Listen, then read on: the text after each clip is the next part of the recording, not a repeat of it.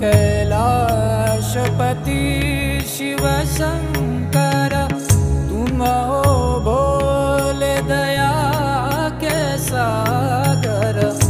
दूर करो सब दुख हमारे, दूर करो सब दुख हमारे। शंभो शंकर नमः शिवाय, गिरिजा शंकर नमः शिवाय। आदिदेव तुम नमः